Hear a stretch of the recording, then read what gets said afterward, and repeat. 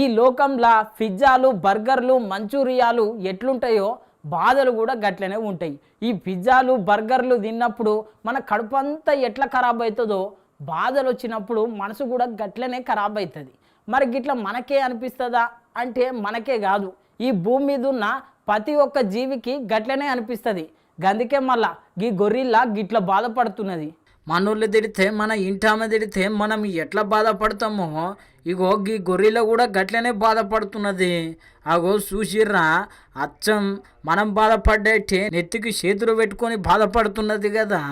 గింతకి ఏమైందంటే గీ గొర్రెల ఇంటామె మొత్తం మీద అయితే అదిరిచ్చి బెదిరించిందట. ఇక ఇంకేమున్నది, పెద్ద పీరైపోయి మా ఇంట్లో గినిగానం కొట్లాటలు ఉన్నాయి ఏం చేయాలి అని చెప్పి మొత్తం మీద అయితే గిట్లా అలాగొచ్చి కూర్చొని బాధపడ్డది.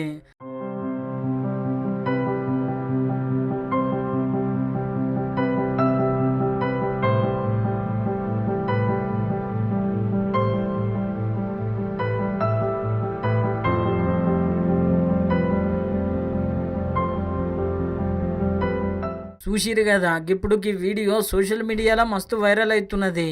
ఇక ఈ వీడియో చూసిన వాళ్ళందరూ గా గొర్రెలకు మొత్తం మీద అయితే సమరాజ్యం చెప్తున్నారు, ఊకో ఊకో అని కామెంట్లల్లా.